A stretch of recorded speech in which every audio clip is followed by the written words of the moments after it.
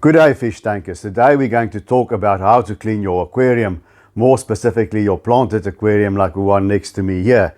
I should maybe say how to do the regular maintenance on your aquarium, but I'm going to go through it step by step. It isn't as difficult as you think. Want to find out more? Stick around.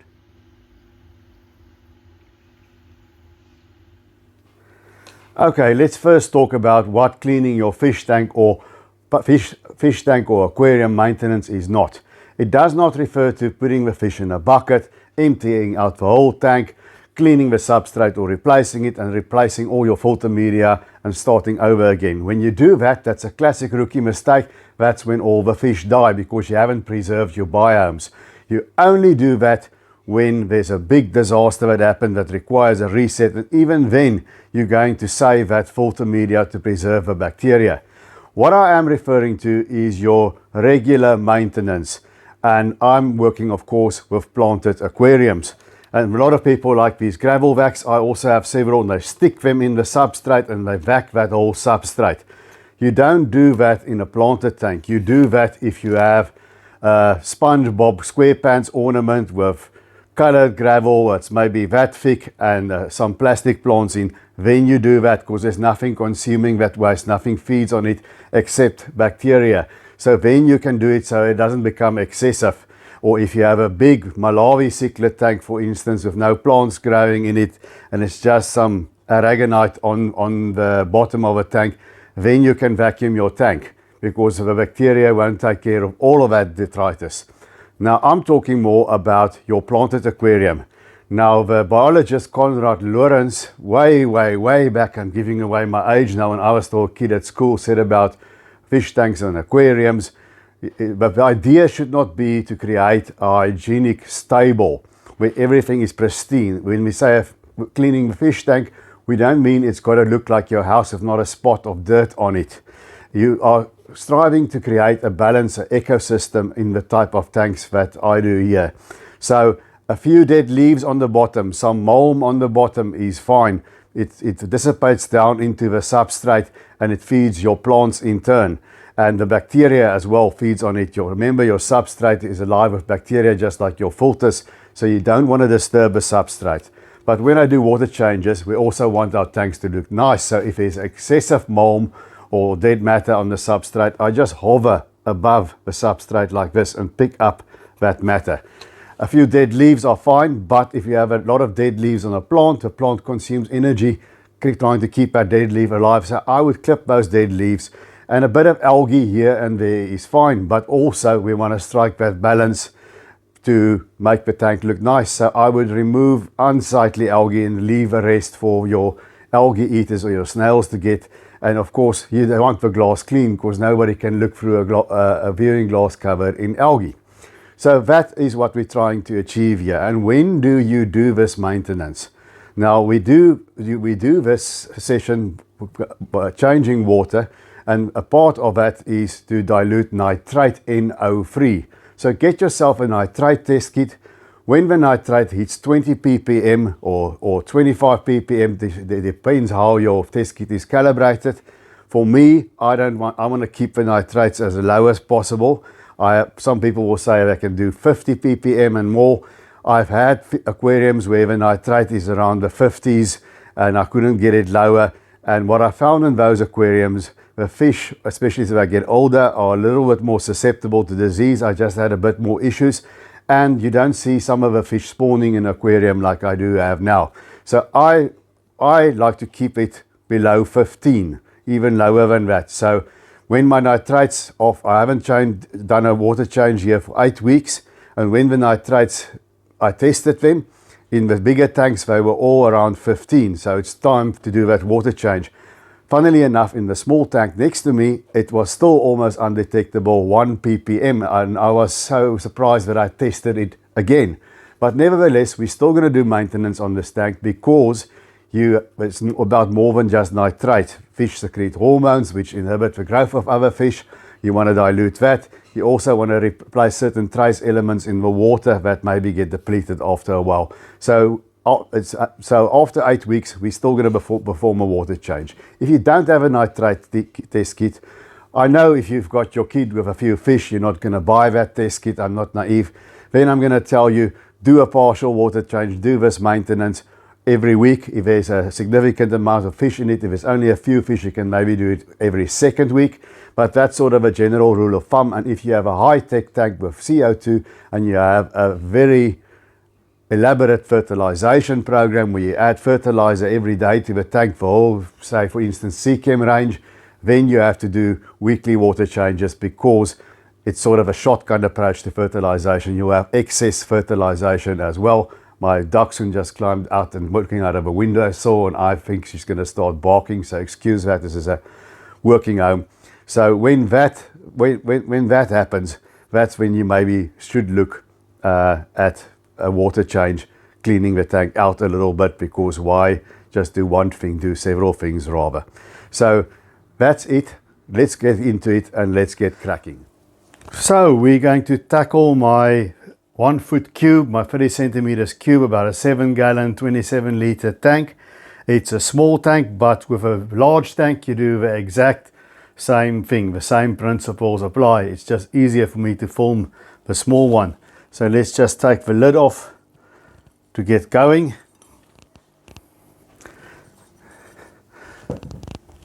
We're not going to clean it just yet.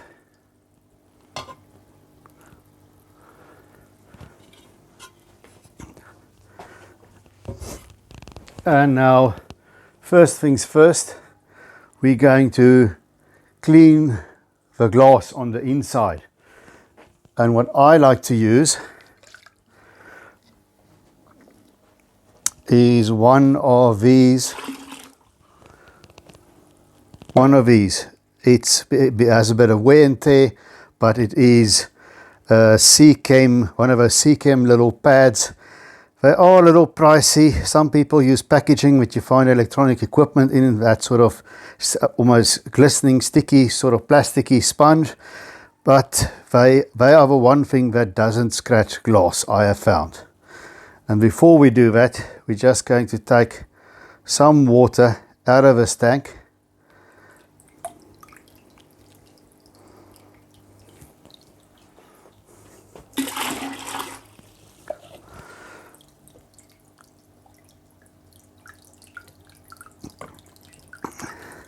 And we're going to keep it. Now, this is a nano tank, so if there's some water displacement, if I just stick my hand in there, I'm going to have splashes of water on my disc, which is inevitable, but I want to limit it as far as I can.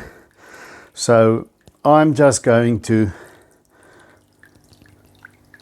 use it, and very careful when you reach the bottom of a substrate with this guy. You don't want to pick up or wedge in granules of sand or gravel, anything like that, because if it's wedged between the pad or whatever you use, your scraper, you can even use an old credit card, then you will scratch your glass. Just going to take it right around the side.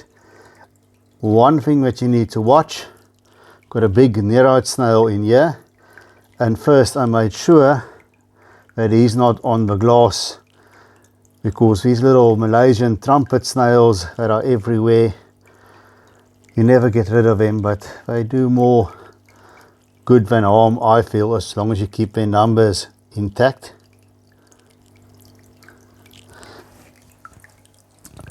Malaysian trumpet snails are indestructible, but the nereid snail, if he's stuck on the glass, you don't see the little guy, you can hurt him inadvertently, crush him or damage his shell if he's sitting on the glass and you come along with a pad and you don't look what you're doing. So the nereid snail is down by the driftwood doing his business. He's not on the tank glass, so I don't need to worry about the little guy. And there's not a lot of algae here to scrape off a glass either, because between the two ottos and the nereid snail, nothing much grows in terms of algae. Now, you can just leave dead leaves, but even on the plant store, I like to just get rid of them, because when the plant doesn't spend its energy and its nutrition to try and save those little dying leaves, and you can just carry on. There we see a piece of buse that's seen better days. There's one as well. We just take them out, and we have some hair algae. I'm gonna just fish that out as well. So there we go with that.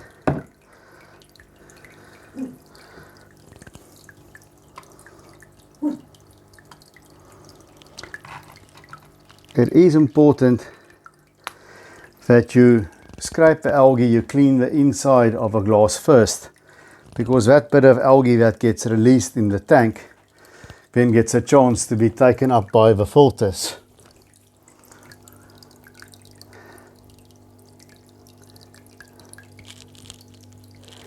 Some more hair algae.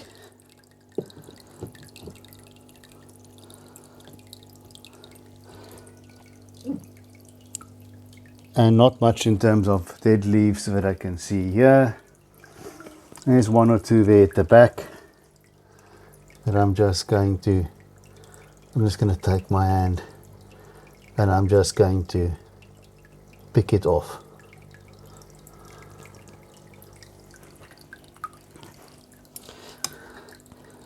And there we have a piece of buse that I'm just going to put back the way it is. Alright, that's that.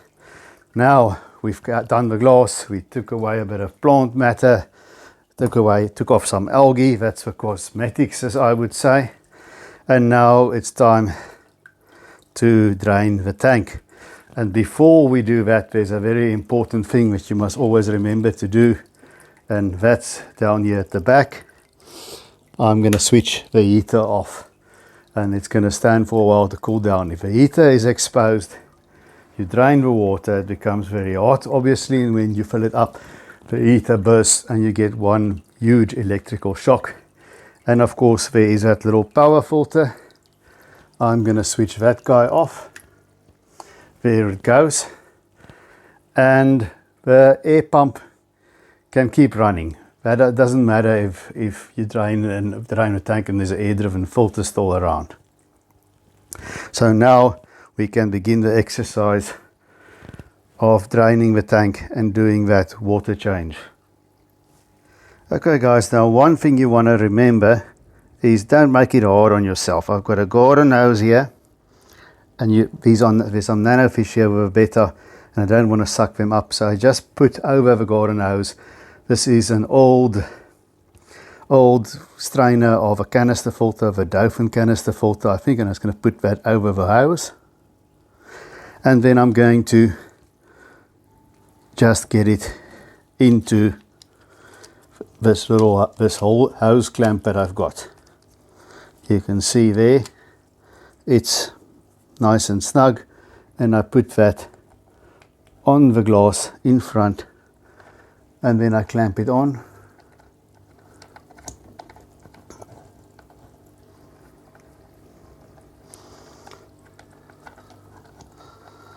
It's going to take some turning there. There, it's on. And now I want to get this hose in. Now, you don't want, there we can see the strainer, you don't want it at such a level that you can drain the entire tank. I'm going to do slightly more than a 50% water change. I usually do around 40 to 50%.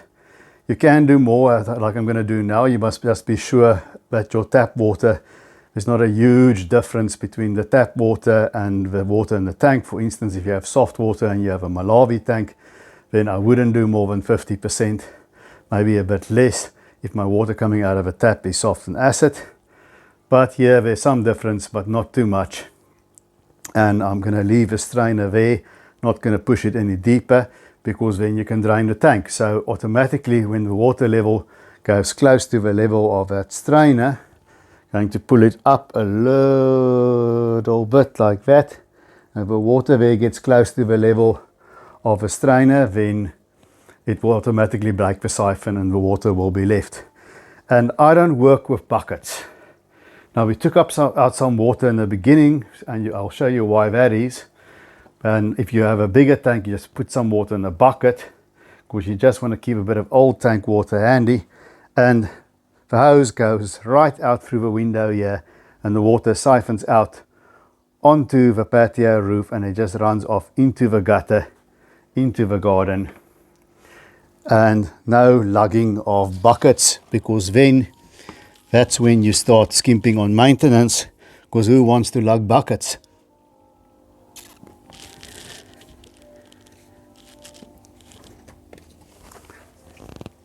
And there it goes. It's a small tank, so it's going to drain quite quickly. You can see the water going down there.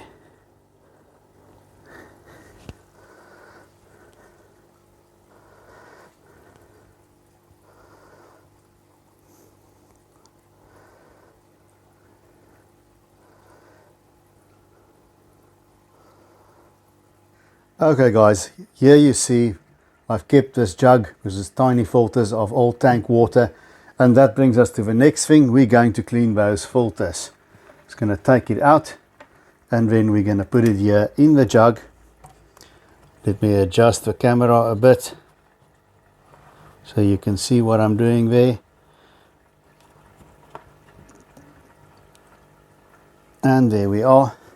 And all I'm going to do now is take the little pump head off, and it's got two tiny little sponges that I'm just going to clean like that in the tank water that I took out. It might survive cleaning under the cold water tap, because a lot of municipal water don't have that much chloramine or chlorine in. We don't really have chloramine in South Africa, but be safe and just clean it in the old tank water. And whatever you do, don't chuck out the sponges and just put in new ones. If by any chance, and it usually takes years for that to happen, if by any chance it does become in a state that it's falling apart, then you can see here I cut the two sponges in two. Then you can just take one of them and replace that, but never change all the sponges all at once. That's a very bad idea. And then we can just put them back in. Took me a little time to figure that one out, which way the little hole sits, and there they are. And then I can just put the little pump head back where it was.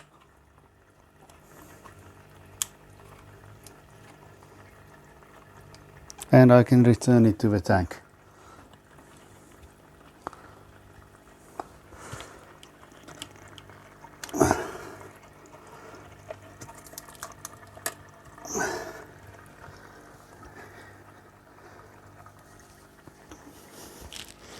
And that leaves us with a sponge filter that I'm going to take out. And that goes straight back into it again. And remove it a bit that you can see what I do. I'm going to take this part here with the air stone off. Just going to leave it hanging there for a while. And same story. I'm just going to take this sponge and just clean it out in the old tank water that I took out.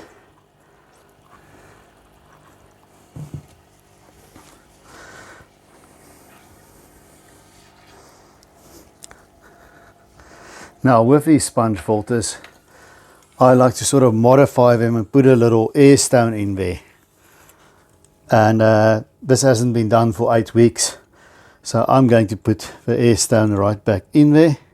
A new air stone, because they do get clogged, and if they get clogged, then it causes back pressure on the pump. You have less performance.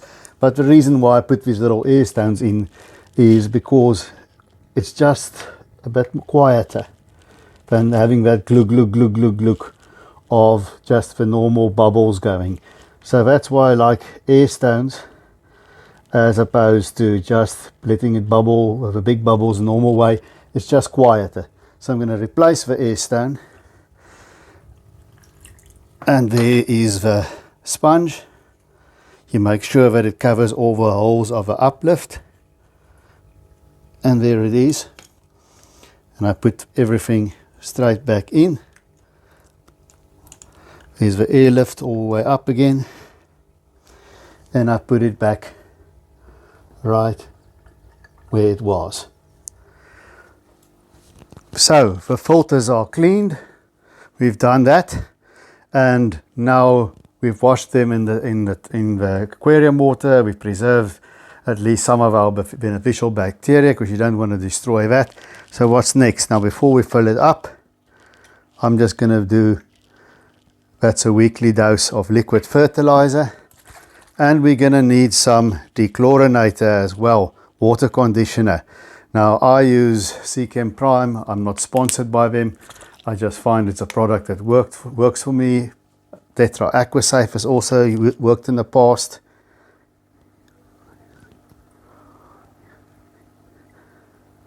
So I'm just going to dose that for the entire volume of a tank, because now we've got the water conditioner in, we've got some fertilizer in, anything else that needs to be in there, it's all in. So now we can begin by filling up the tank. Okay guys, now we're going to fill the tank up. Now we want water, we don't want to put icy cold water in there, we're going to shock the fish. So we want water that's more or less the same temperature. So you just use your finger, feel the tank water, just register what you're feeling there. Okay, keep that in your head. And now we go all the way to the bathroom. And here we have a mixer tap. There you go, that's hot. And then you add some cold. You play with it a bit. I know by now I usually have it just about there. That feels roughly the same. So we don't have icy cold water and we don't have hot water. It doesn't have to be 25, 24, 26 degrees exactly Celsius or Fahrenheit if you prefer. But you feel this is more or less the same. We've on the mixer tap, we've got the temperature more or less ready. And then all we do is we grab the hose, we connect it here, and we are good to go. And we go all the way back to the tank.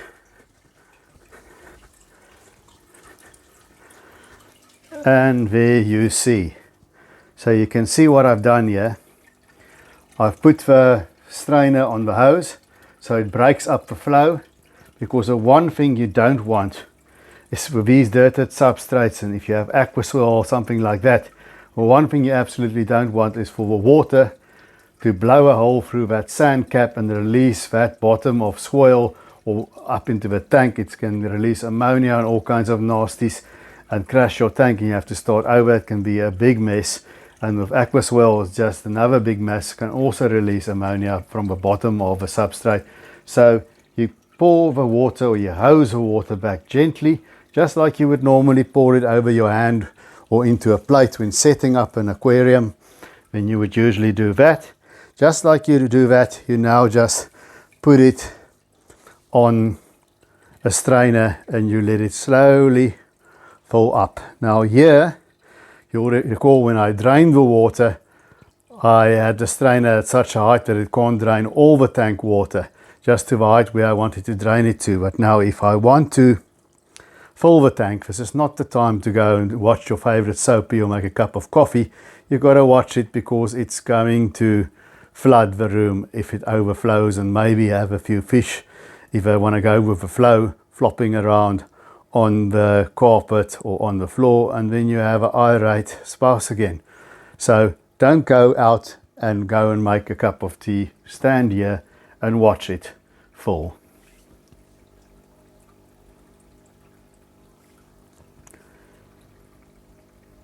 As it's going up, you can see there the water level is reaching that little pump there at the back, so I can switch that on. It's also covering the heater, if you can see it there. So the heater is submerged, so I've got the pump on, and I can switch the heater on as well. There you can see with a little red light it is working. So all the equipment is on, and we just have to fill up the rest of the tank. Now goes quickly with these small tanks. Okay, so now the tank is full.